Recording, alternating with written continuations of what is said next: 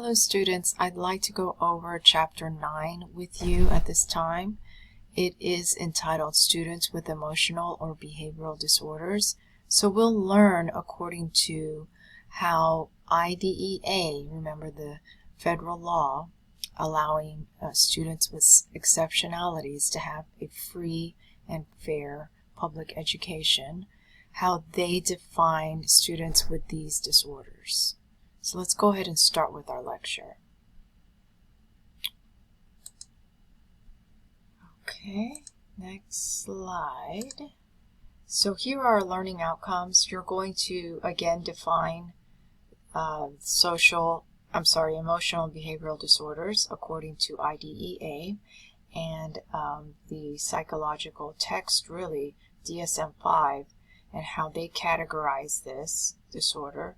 Additionally, you're going to compare and contrast the purpose of the scale for assessing emotional disturbance. So we've got to have a scale in order to determine whether students really do have this particular disorder, because we all, right, every single one of us, have a form of emotional issues here and there, but these students have significant disturbances that really do characterize them on this, the definition of this disorder.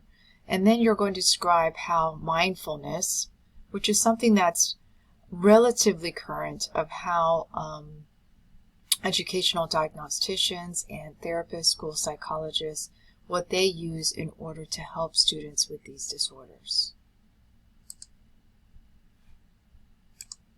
Alright, so let's look at the definition. According to IDEA, this is a condition that is accompanied by one or more of the following characteristics over a long time and to a marked degree, and that adversely affects the child's educational performance. So therefore, these students cannot function if with these types of episodes that are really perpetual rather than just situational or circumstantial.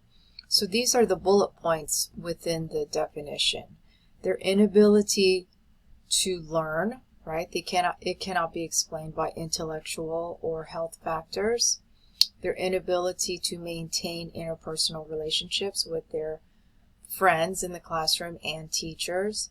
They have inappropriate types of behavior or feelings under typical circumstances. In other words, if it's a sad moment that you are reading about something in the classroom and the student bursts out laughing, those types of behaviors show that these students need some services in order for them to function in a mainstream classroom. And then a general pervasive mood of unhappiness or depression. Pervasive is key in that bullet point. And then the last one is that they develop physical symptoms or they have fears associated with personal or school issues. And again, these are behavioral issues that are not typically in a mainstream student who can handle how to deal with fear or deal with unhappiness and depression, for example. So how prevalent is EBD, which is short for emotional behavioral disorder? You can see here that your text says it is 5.7% of all students between the ages of 3 through 21 in special education. There is a debate over the accuracy of how many there are who are officially diagnosed, and there's always research being conducted in accuracy when it comes to instruments, in other words, type of instruments that are used in order to determine whether a student has EBD. So those instruments that measure this disorder and whether the student has it or not are constantly being updated and researched and advanced. Additionally, you've got gender, ethnic, and socioeconomic factors that obviously influence whether they are really prevalent or not. We talked about this already in previous chapters, that it's really important to not stereotype students within a gender, ethnicity, or socioeconomic factors, that students are removed of those characteristics when they are being diagnosed with this disorder. There are more white males than white females. Females occur really who have this later in their adolescent years, and there is an over-representation of black males. And again, this is something that the school districts as well as agencies need to refine when it comes to what instruments they use to determine whether a student has EBD. And teachers, we know, can refer students from their classrooms. They have to be able to distinguish whether it is a classroom management issue or an actual student who has EBD.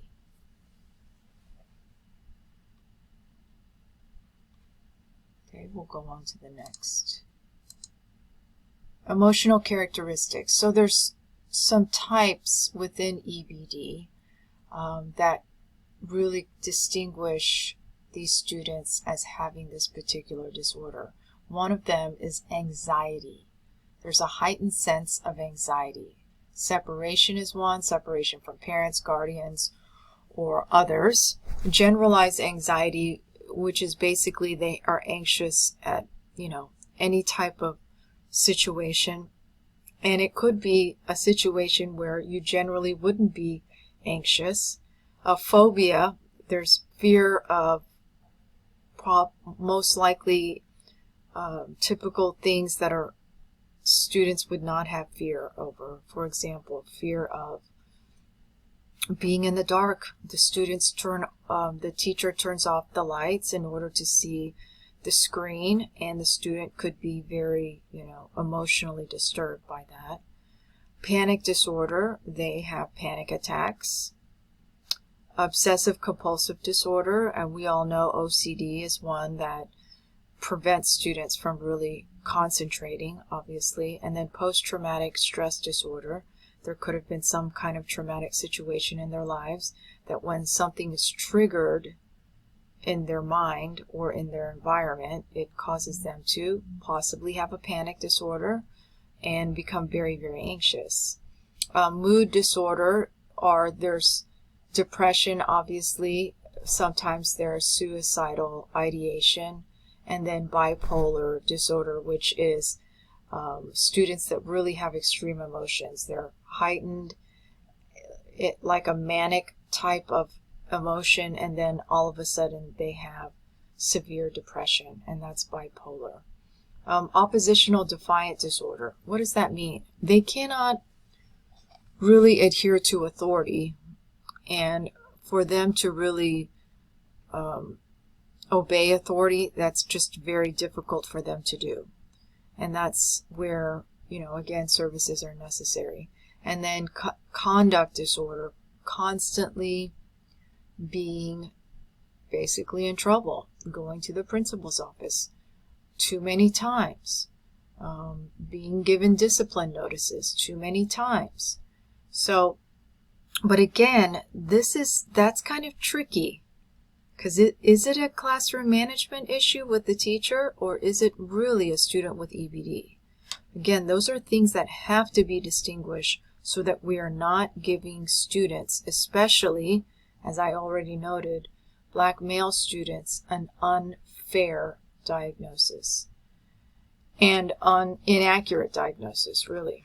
And then there's schizophrenia, and schizophrenia is a disorder where the student starts to hear voices, and when they do, they start to talk to themselves, things of that nature. And most students and people who have schizophrenia are on medication. In fact, some of these students who have EBD are on medication in order for them to equalize their emotions. Okay, so part 2 of the characteristics, another one is externalizing behavior. And this externalizing behavior really concerns this idea that where the student is just constantly disruptive, they're annoying, they have some kind of annoying behaviors that are really distracting to other students. They might have bullying type of behaviors and characteristics. They're non-compliant and they're aggressive. Internalizing behaviors are more withdrawal. They become recluse. They don't want to interact with students or the teachers, or especially in social settings. They're very depressed, highly anxious and fearful. Again, all OCD type of behaviors where they have to have things done a certain way, or they're fearful of certain things in their surroundings that causes them not to be able to concentrate. So these are the characteristics specifically are defined by IDEA. Now I want us to watch this video of a student who talks about what he needs and what type of services he needs in order to be able to concentrate and focus in class.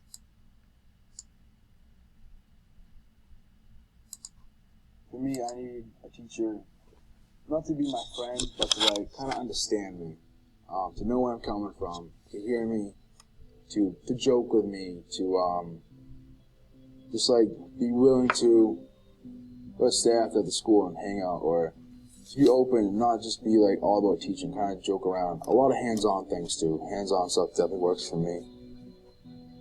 It made me feel better when I heard a teacher be able to like repeat kind of what I said, like kind of be, I understand you, this is how that, and stuff like that, like just to know that they're listening, and not just like hear what they want to hear.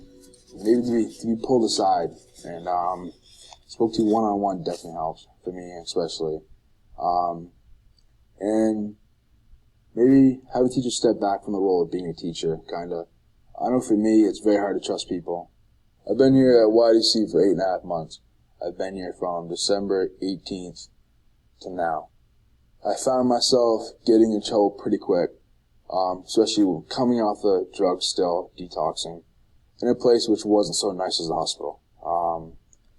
I got in arguments a lot, especially with staff, got in altercations, had my restraints, definitely, like being restrained for behavior. Put to the ground, I don't call it. I got my GED, which I'm very surprised about. Never had much schooling. I'll be 17 on September 3rd. I leave September 2nd, the day before my birthday. I'll still have contact with my family. I still love my family. I'm getting set up with the fire department, the Explorers program in Concord, New Hampshire. I want to be a firefighter. It's been my dream growing up. I've got classes for CPR training, stuff like that, first aid, at the end of September. So by the end of September, I should be on my way to becoming a firefighter. I need to be given a chance. I guess an honest chance. As you can see from that video, every one of these students deserve a chance. And it is really up to you as a teacher to give them these chances. And I know these students want, as you can see from the student who in the video, that he wants to belong. He wants approval from his teacher. He doesn't want to be reprimanded constantly. Of course, there's times where that does need to happen, but there's times where we also have to pick our battles. And there are times where we have to kind of get to the heart of the student rather than get to the actions of his or her behavior. So it's really important that you understand your students and what they need. And while I was watching that video, I started to understand him. And there were teachers along the way who gave him a chance and realized that he is a person in this world who can contribute. And they saw that potential. And it was so good to hear that he got his GED as well. So keep that in mind when you are relating to your students in the classroom. And I know there are going to be days where it's going to be rough. But remember that your students have a personhood within them. And that's what will hopefully carry you through really tough days. So let's go ahead and go back to our lecture and move on to the next slide. Intellectual academic characteristics. We've already gone through the behavioral, so specifically they have below grade level reading, math, and writing. Again, that was mainly due to the fact that they don't have the ability to concentrate when they have EBD and their emotions really take over rather than their intellect. They're rated low on self-control and social skills, and though that's where behavioral intervention and the ability for us as teachers to intervene and help them learn correct behavior. And then higher rates of being held back in a grade. I don't know how old that student was in the video, but he may be a lot older than 18 when students at 18 typically get their high school diploma. And many have expressive or receptive language disorders. Maybe because they just did not exercise communication effectively, because their behavior really interfered in that manner. And then the graduation rate of those who have EBD is 53%. So that is a very alarming number. And I hope that you as a teacher, if you have students like this in your classroom, you will start to see and understand them more rather than immediately react to their behavior. So why do students have EBD? What are the causes? So there are some biological causes. For some students, it's genetic. Maybe their parents or extended family members had certain temperaments that really were adhering to, those who are aggressive or short-tempered. So biological causes is one. Another cause is environmental. So we have to consider what they were perhaps used to in the behavior that they were used to concerning how teachers and or administrators reacted toward them. School factors. Did the school have a very effective behavioral intervention plan? Some schools do and some schools don't. And if they don't, it could perpetuate that student's behavior in a way that, they're not improving. Family factors and consideration. Is there a parent home in their family household that really gives them the attention that they need? Are they living in poverty? Are both parents never home, where the student really just isn't given much guidance? Unemployment could be an issue with the parents, and sometimes, really difficult situations exacerbate a lot of stress in the family, and then really the student starts to see the parents act out as well, and that's what they learn. And then single parent household, and any of you who are parents, you know that having children is a significant responsibility. And when there are two parents involved, it's a lot easier rather than one. So a single parent household could also exacerbate some of the stress that the student experiences in the home. I do want to go back just really quick on temperament. What exactly is temperament? Basically, it's biologically based, and it's certain tendencies that the child has or the student has that is a gut reaction, in other words. It's a behavioral tendency that is automatic and second nature rather than something that is necessarily learned. So, and it could be very impulsive. They don't think, they just act. And so that's basically a temperament. Some of us have very high energy temperaments, and some of us have low energy, or aggressive or not aggressive. Those are types of temperaments that are more genetic rather than just learned. And we all know that there are aspects in our environment that really influence us and really influence our behavior and how we react as well. So it is really a mix of both biological. Temperament is mainly biological, but it could also be exaggerated or exacerbated by their environment. Okay, here's another video I would like you all to watch. We saw a student's perspective in the previous video, and now we're going to look at a parent's perspective. And you as a teacher are not only teaching students, but you're also going to be working with parents. So you knowing the parent's perspective will also help you understand the student. So let's go ahead and watch this video.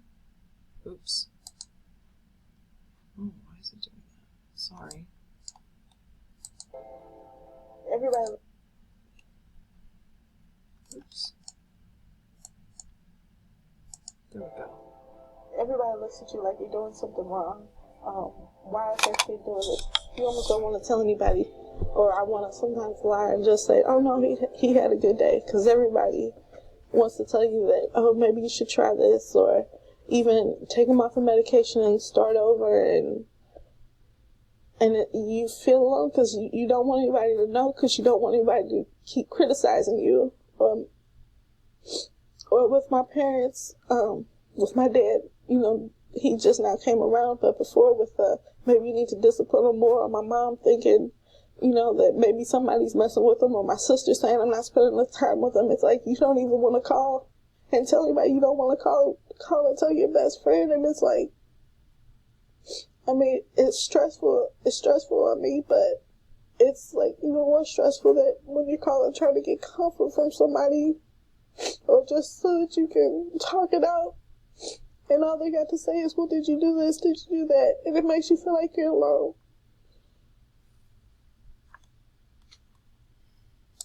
So in this video, you can see the mother emotionally just distraught, and without, resources or help, she really does feel hopeless.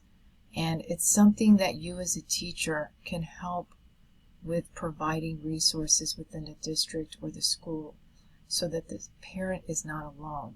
Special education is not just about providing services for the student, but it is also helping the parents work with the school in order for their student to succeed. You're working with the parents, and that includes you understanding the parents. How are students then assessed for EBD? So there are rating scales, there's personality inventories, and then obviously observations. It isn't just one instrument that's used to determine students and this particular disorder. There are multiple ways in which the educational diagnosticians or the school psychologists will use in order to diagnose the student as such. So one specific scale that's used is called Scale for Assessing Emotional Disturbances, and there are actually 7 subscales within, and each subscale is directly linked to 5 elements of the IDEA definition, which we already discussed earlier. Okay, so you could see here, those are the bullet points. Inability to learn, inability to have satisfactory relationships, inappropriate behavior, unhappiness or depression, physical symptoms or fear, and then student involvement in antisocial behavior. What does that mean? Antisocial behavior, I do want to specify that doesn't mean they just don't want to socialize. It basically means that there is acts of aggression, which is a psychological disorder called antisocial behavior disorder.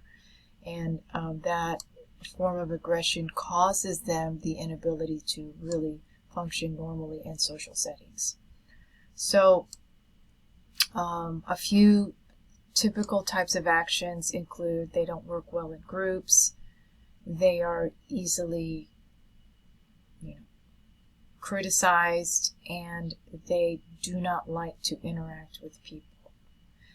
Those are some typical behaviors, but those are not exhaustive.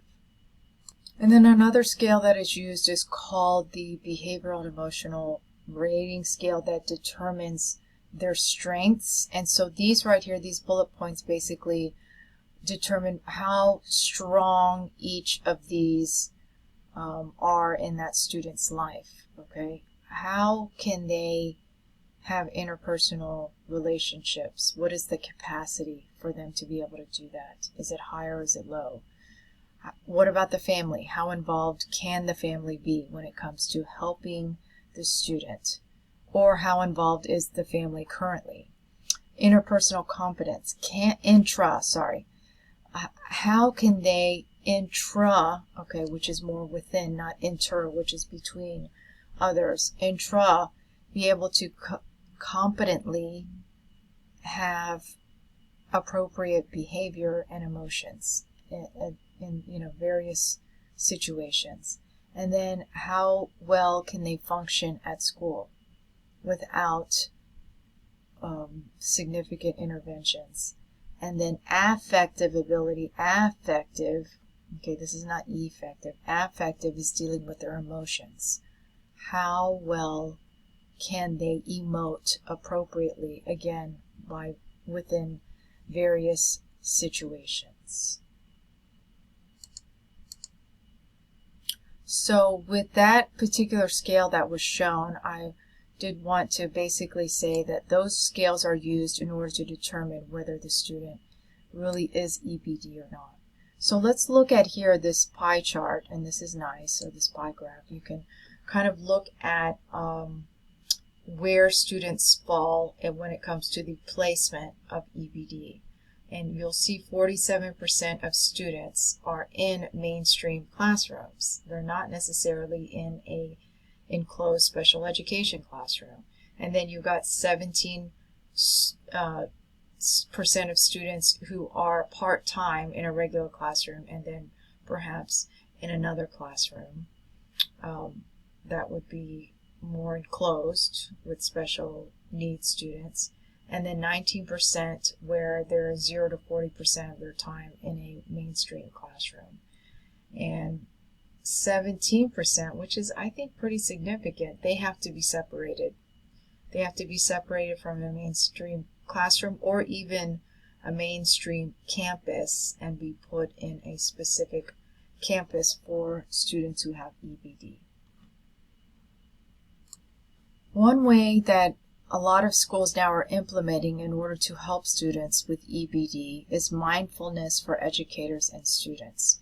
And this mindfulness training has been quite effective when it helps the student calm down, especially when they have heightened emotions. We want to put students who are special needs in RTI. Remember that? Oh, I'm sorry, not RTI. LRE, least restrictive environments. We want them to be in mainstream environments as much as possible. So this mindfulness-based stress reduction is to help students, again, especially those who have heightened emotions, to calm themselves and to practice this in order for them to be able to function independently. So MBSR initially was used through health-related programs, but schools have been incorporating these techniques and have found success. So there are 15 school-based mindfulness programs that have been undertaken through research, and approximately 1,800 students ranging across grade levels and cultural contexts were they were able to use MBSR on these students. And they had measured 76 student outcomes. This was a study that was conducted. And there were significant gains. The gains in approximately 2/3 of the outcomes were statistically significant. And then of these significant outcomes, 9% were considered to have a large effect, and 24% medium, 61% small. Although there are some that didn't have a significant impact, they realized that there were positive outcomes with the students' well-being and social competence overall. So researchers are, obviously when certain programs are utilized in school settings, there's always constant improvements and research being conducted in order for these to be more effective. So that's what's going on right now with MBSR. But it's growing rapidly across the nation when it comes to these this type of intervention. It has, again, potential for producing positive outcomes, and there are 5 types of mindful literacy from the Mindful Education Program. There's physical literacy, mental, emotional, social, and global.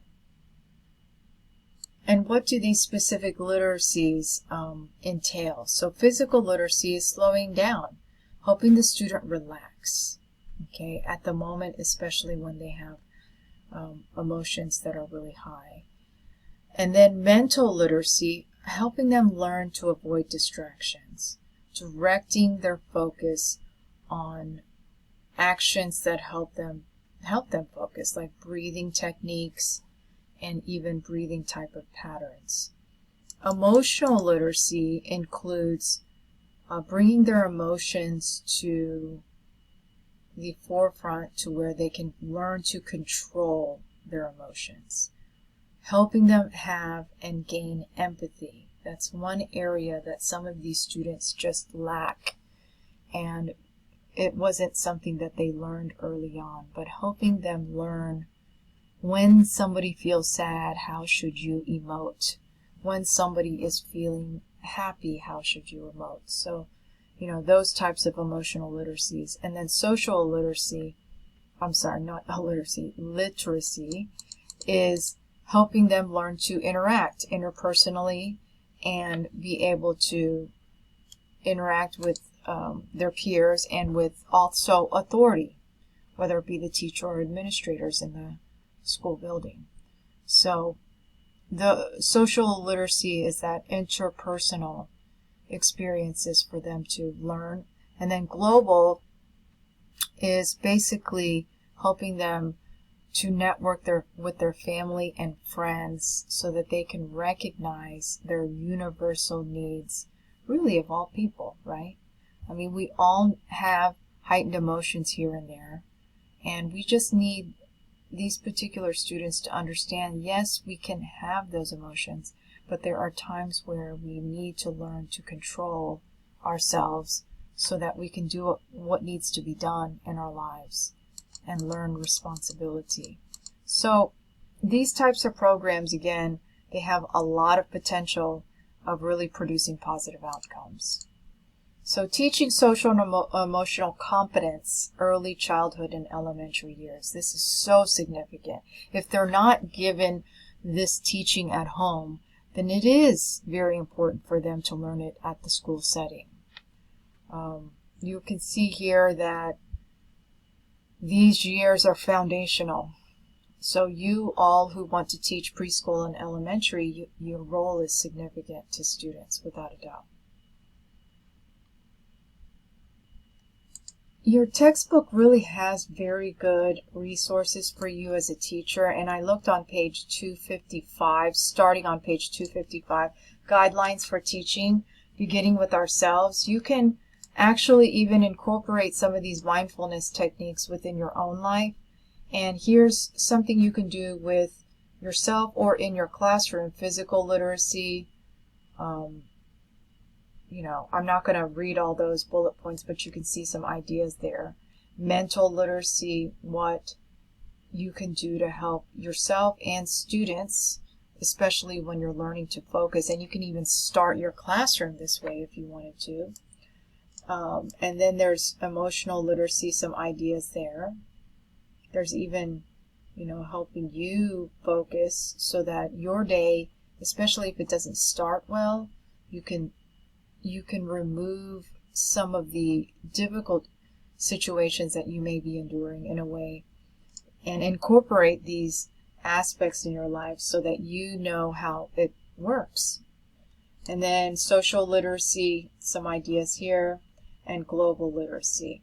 So use that page 255 in your textbook as something that you can reference in the future. I would like to also just kind of caution you as a future teacher, and you'll be talking with parents, as you heard from the parent in that video that she felt alone, her family members were telling her to do this and that, and why aren't you doing this? So you want to be careful how you communicate with parents as well. You don't want to point the finger at them. You don't want them to feel as if they're doing a horrible job. I mean, one of the things that you can do is just provide guidance, not necessarily advice, okay? Because if you don't have an EBD child, then you may not be in a position to give advice, but guidance. And guidance are, just like I said, that one page on 255, and then helping them learn to even use mindfulness themselves, so that they too can learn to just kind of calm down when they feel anxious about what to do with their child. And those are just ideas, and you can stress that with the parent, ideas rather than you telling them what to do, okay? There is a dialectical behavior therapy, which is DBT, that is used in some schools, in some school districts. So DBT, there are ways in which some schools adapt some of these instruments with students rather than necessarily adopt it 100%. So this particular slide does give us an idea of what a child could do, what a parent can do, and then obviously what a teacher can do. One of the most important things you should do as a teacher is constantly get professional development on your classroom management. A lot of students say, I want to learn how to manage my classroom. You're not going to get it all within even a year. This is an ongoing, continuous improvement plan that you need to be on with classroom management. Because first of all, your dynamics of your classroom change every single year. Students change. I've been teaching for over 25 years now, and I know from 1996 when I started changing, students are not the same as they are today. They're very, very different. And it has a lot to do with our environment and sometimes where our country is going. They're influenced by the parents and how they deal with certain situations. And obviously COVID has exacerbated a lot of issues now. So keep that all in mind when you are learning about how to help parents and guide them. Oh, and I just mentioned that DBT, okay, dialectical behavioral therapy. So you'll see here in the bullet points what that entails, and I'm not going to read it, but you can pause and read it on your own. It is in your textbook, and that goes into more details. But within DBT, there are modules in the program that encompass those 4 areas: mindfulness, distress tolerance, emotional regulation, interpersonal effectiveness. So again, helping that student regulate and be effective on their own with their behavior. And that's all. I hope you enjoyed Chapter 9.